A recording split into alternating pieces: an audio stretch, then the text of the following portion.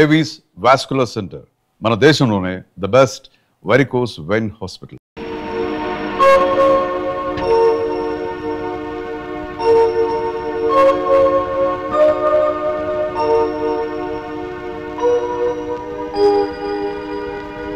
Good morning Priya. Good morning. ఏం daddy ఇంటి దగ్గర ఏం తోచడం లేదా? ఏ ప్రాక్టీస్ లేని చోటుకొచ్చి నువ్వు ఏం చేస్తున్నావో చూడాలని వచ్చానమ్మా. గతాన్ని తెలిసి విచారించకమ్మా, బ్రతకాల్సింది భవిష్యత్తులో. అవునమ్మా, అందుకని రేపే మీ పెళ్లి, ప్రయాణం కూడా. పెళ్ళా? పెళ్లి ఇక్కడ ఎలా కుదురుతుంది డాడీ? అసలు ఆయన అమెరికాకు వచ్చేందుకు ఎలా కన్విన్స్ చేయాలో తెలియడం లేదు. ఇప్పుడున్న పరిస్థితుల్లో తప్పకుండా ఒప్పుకుంటాడమ్మా. ప్రాక్టీస్ లేని హాస్పిటల్ రావటం, వసంత మూలాన 10 మంది అతన్ని ప్రత్యేకంగా చూడటం తట్టుకోలేడమ్మా. అందుకే ఎలాగైనా కన్విన్స్ చేసి తీసుకెళ్దాం. I'm sure he will understand. ఇక పెళ్ళంటావా, ఏదో తప్పు చేసి పారిపోయినట్టు ఎందుకు వెళ్ళాలి? ధైర్యంగా అందరి ముందు పెళ్లి చేసుకుని వెంటనే బయలుదేరి వెళ్దాం. రేపు నైట్కి టికెట్స్ కూడా బుక్ చేశాను. ఈలోగా మెంటల్గా అతను ప్రిపేర్ చేయి. చూడు, పెళ్లి ఏర్పాట్లని నేను చూసుకుంటాను. ఓకే?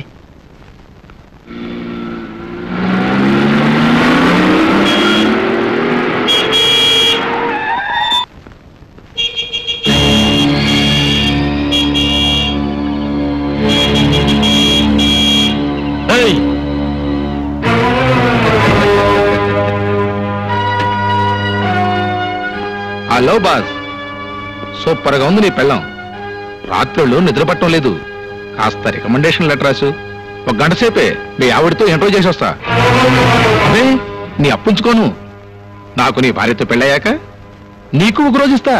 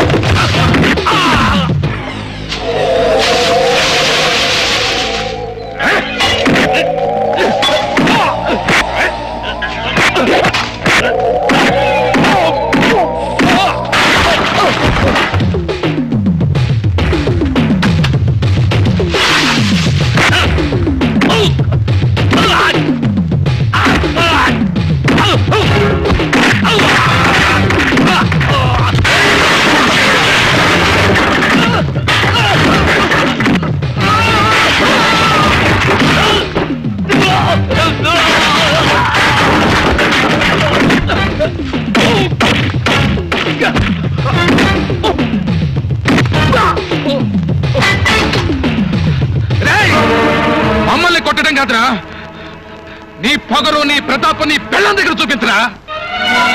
నీకే దమ్ముంటే నీ పెళ్ళం విడాకులు తీసుకోకముందే మొగుడు కావాలని పేపర్కి ఎందుకు ఎక్కుతుందిరా? నాకు పెళ్ళం ఉందిరా. అది రోడ్డున పోయేవాడిని కన్నెత్తి చూస్తే దాని గుడ్లు పీకేస్తాను. నాలాగా నువ్వు మగాడివైతే ఇంట్లో ఆడదాన్ని అదుపులో పెట్టుకోరా. అరుస్తున్నారు, ఏం జరిగింది? ఏం జరిగినా నీ వల్లే జరిగింది. దీనికంతటికి కారణం నువ్వే. నువ్వు చేసిన పని వల్ల 10 మందిలో నా పరువు పోయింది. మీ పరువు పోయే పని నేనేం చేశాను? మీరు కాదంటే నేను మరో నీడ వెతుక్కుంటున్నాను, అంతేగా. మీరు తిని పారేసిన విస్తరాకు ఎలా ఎగిరిపోతే మీకే. నీ పిల్లల్ని నేను పెళ్లి చూపులు చూశాను, నాకు నచ్చింది, బాగా కోఆపరేషన్ చేస్తున్నాను 10 మంది వెక్కిరిస్తుంటే మీరు తట్టుకోగల శక్తి ఏ బాగాడికి ఉండదు. అవును, మరో ఆడదాని పక్కలో మొగుళ్ళు చూసి తట్టుకునే శక్తి ఆడవాళ్ళకు ఉండాలి. అంతేగా మీరనేది? అది ఎందుకు జరిగిందో, ఎలాంటి పరిస్థితుల్లో జరిగిందో కూడా చెప్పాను. చెప్పినంత మాత్రాన నా గుండె మంట చల్లారిపోతుందా? ఇంట్లో ఆడదాని కాదని తిరిగే ప్రతి మగాడి భారీ మనసు ఓ అగ్నిగుండమే. భర్త ఇష్టపడే ఆడదానిలో ఉన్నదేంటి, తనలో లేనిదేంటి అనే భావం ప్రతి ఆడదాని గుండెని రంపోలా కోసేస్తుందండి. ఆ బాధ అనుభవించే ఆడదానికే తెలుస్తుంది. ఏం బాధపడ్డా నాకు విడాకులు ఇవ్వడానికి అంగీకరించిన తర్వాత ఈ ప్రచారాలు ఎందుకు, ప్రకటనలు ఎందుకు? మరో భర్త కోసం. ఏ చేసుకోవద్దంటారా?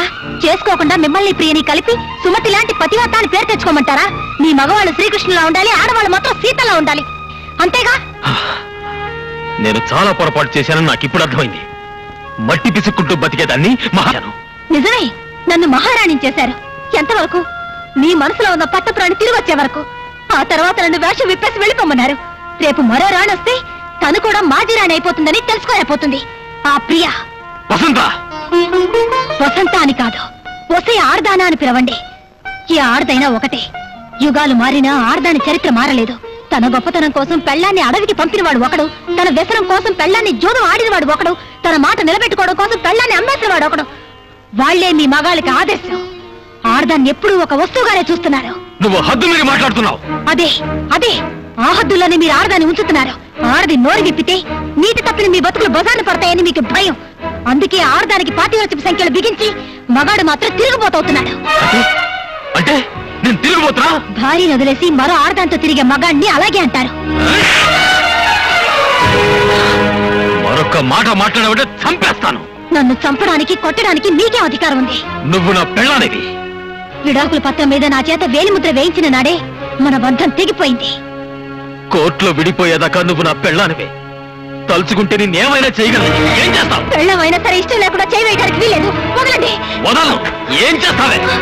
మీరేం చేసినా నోరు ముసు కూర్చోడానికి నేనేం పాత వసంతరు కాను. పశువులా ప్రవర్తించకండి. నన్ను పశువు అంటావా? పశువులాగే ప్రవర్తిస్తాను.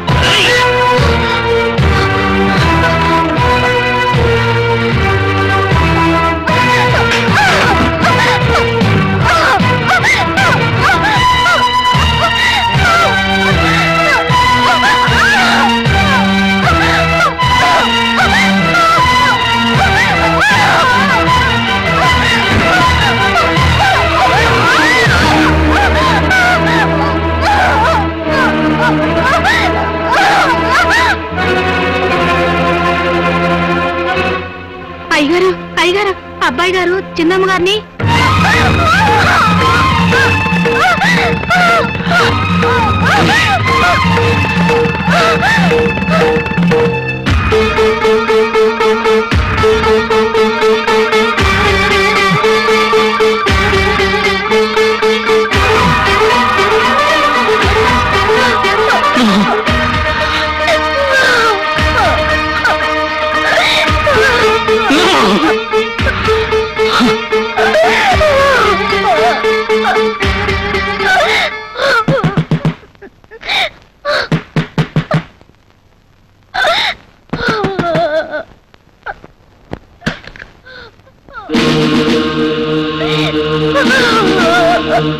ఇన్స్పెక్టర్, ఆ రాస్కల్ ఆయన్ని బలవంతం చేయబోయారు. Arrest him. సార్, వాళ్ళిద్దరు భార్యాభర్తలు కదా? ఎస్, కలిసి ఉంటే వాళ్ళ భార్యాభర్తలే, అది కాపురమే. కానీ విడిపోవాలని విడాకులకు అప్లై చేసినప్పుడు కోర్టు దృష్టిలో అది బలాత్కారమే అవుతుంది. Please arrest him. ఆగండి ఆగండి ఇన్స్పెక్టర్ గారు. ప్రభావతి, వీళ్ళని అరెస్ట్ చేయించడంలో మీరు ఆశించేదేమిటి, సాధించేదేమిటి? అరెస్ట్ చేస్తే జైల్లో పెడతారు. బలాత్కరిస్తే కోర్టులో విడాకులు ఎవరు. అప్పుడు వీడు వసంతతోనే కలిసి ఉన్నారు. అంటే చట్టాన్ని అడ్డు పెట్టుకుని వాళ్ళిద్దరిని కలపాలని చూస్తున్నారా? కోర్టు వాళ్ళకి విడాకులు ఇవ్వకపోతే వాడు వసంతని చేరదీస్తాడా? పోలీసులు వాడి మనసు మారుస్తారా? కోర్టు వాడి బుద్ధి మారుస్తుందా? అంటే వాడేం చేసినా నోరు మూసి కూర్చోవాలా? ఏం చేస్తారు మరి? కాపురం చేయాలనే ఆలోచనే వాడికి లేనప్పుడు అరెస్ట్ చేయించి ఇంకా అల్లరి కావాలనుకుంటున్నారా? ఇన్స్పెక్టర్, సారీ, మా వాడి తరపున వాడు చేసిన తప్పుకి నే చెంపలేసుకుంటున్నాను. నోర్మై, అమ్మట అమ్మ. చూడండి, వాళ్ళిద్దరిని కలపాలనే ఆవేశంలో మా వారు మిమ్మల్ని తీసుకొచ్చారు. ప్లీజ్ వెళ్ళండి సార్.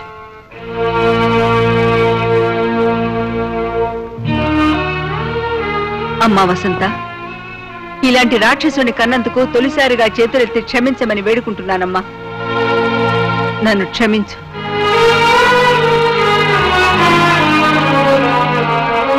ప్రభావతి, అవునులే, నీ కొడుకు మారడు, దారి తలరాత మనం మార్చలేం. రేపు కోర్టులో వాళ్ళు విడాకులు తీసుకుంటుంటే చేతకాని ధృతరాష్ట్ర దంపతుల్లాగా మనం కూర్చోవాలి. మన కోడలకు అన్యాయం జరుగుతుంటే న్యాయవాదులమైన మనం ప్రేక్షకులుగా మారాలి.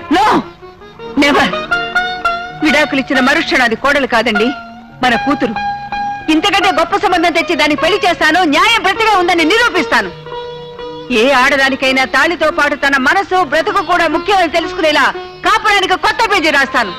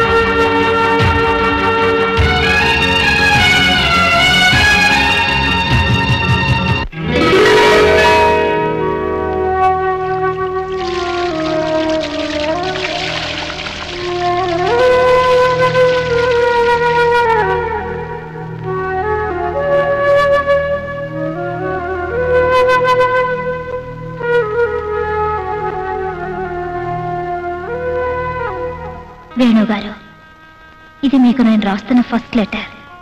లవ్ లెటరో లీవ్ లెటరో ఆ దేవుడికే తెలియాలి. ఇంతకాలం మీలో మార్పు వస్తుందనే ఆశ నాకు ఊపిరై బ్రతికాను. రకరకాల ప్రయత్నాలు చేశాను.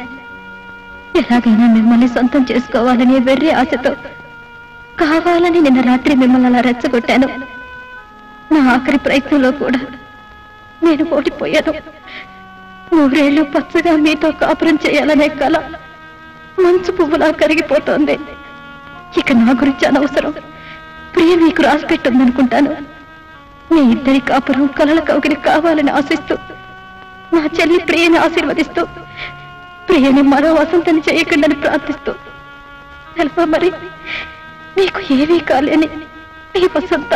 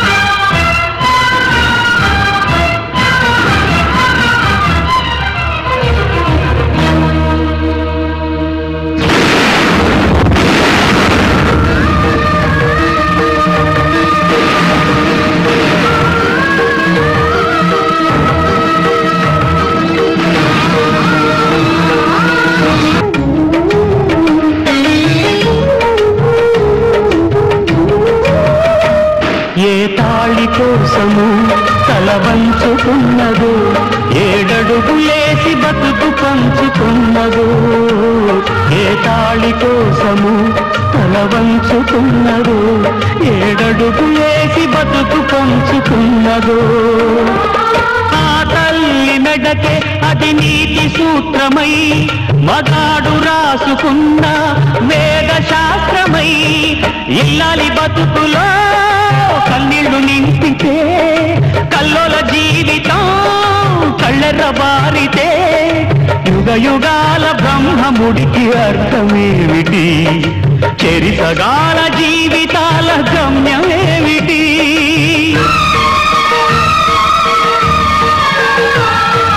కళ్యాణం వైభోగం, కళ్యాణం వైభోగం.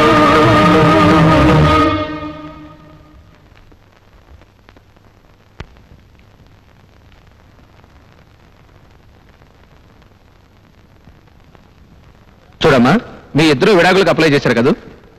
అవును. సంవత్సరం గడిచిన తర్వాత కూడా విడాకులు తీసుకోవడానికి మీకు సమ్మతమేనా?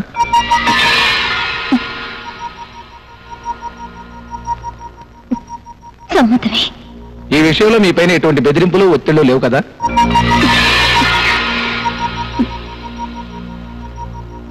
లేవు. డాక్టర్ వేణు, మీరు కూడా విడాకులకు అప్లై చేశారు కదా? చేశాను. విడాకులు తీసుకోవడానికి మీ పూర్తి సమ్మతమేనా?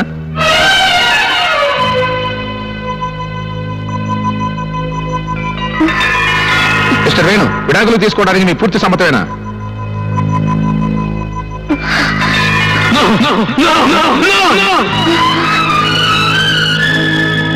నా భార్య నాకు కావాలి, నా భార్య నాకు కావాలి, నా భార్య నాకు కావాలి.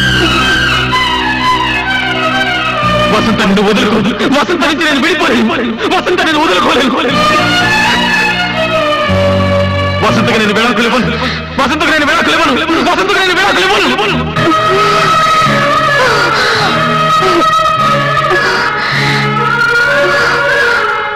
అవును సార్, నా భార్య మరొకరికి భార్య అవుతుందనే ఊహని నేను భరించలేకపోయాను. రేపు మరొకరితో కాపురం చేస్తే ఎలా భరించగలను సార్? అలాగే నేను ప్రియతో తిరిగినప్పుడు వసంత పడిన మనోవేదనని నేను ఇప్పుడు అర్థం చేసుకున్నాను. విడాకులు ఇస్తానంటే నా సుఖం కోసం ఒప్పుకున్న వసంతని నేను వదులుకోలేను సార్. వసంత!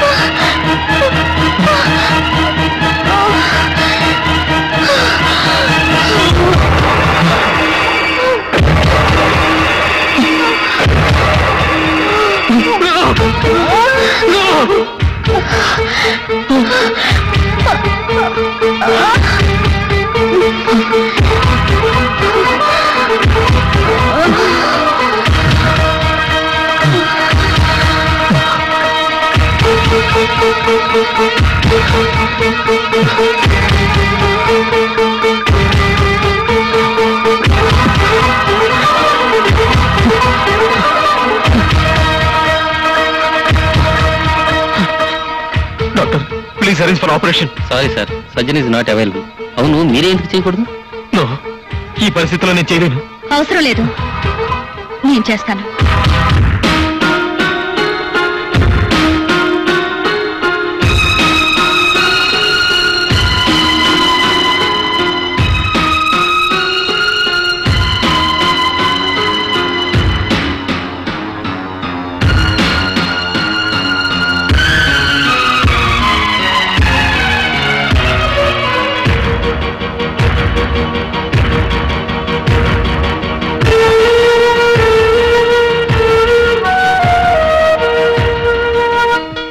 ఇంతకాలం నీలో మార్పు వస్తుందనే ఆశ నాకు ఊపిరై బ్రతికాను.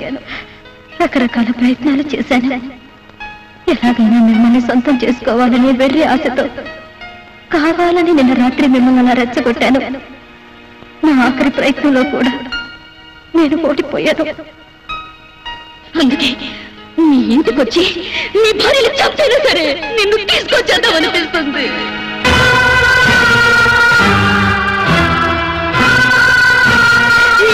చంపైనా సరే నిన్ను తీసుకొచ్చేద్దామనిపిస్తుంది. నీ భార్యలు చంపైనా సరే నిన్ను తీసుకొచ్చేద్దామనిపిస్తుంది.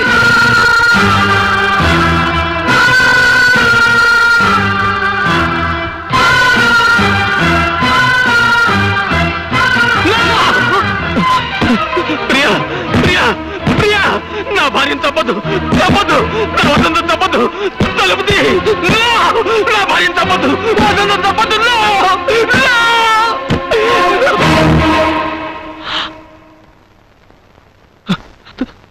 She's all right Venu.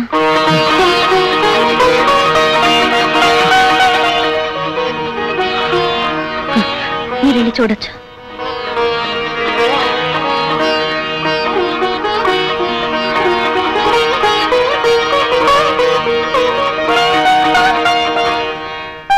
ఏ ఆడదైనా తనకు శ్రీవారు కావాలనుకుంటుంది. తన శ్రీవారికి తనే ప్రియురాలుగా ఉండాలనుకుంటుంది. అంతేకాని తన శ్రీవారికి మరో ప్రియురాలు ఉండడం ఏ ఆడది భరించలేదన్న నిజాన్ని, మనసు కన్నా మాంగళ్యం గొప్పదన్న సత్యాన్ని ఆలస్యంగా తెలుసుకున్నాను. All the best.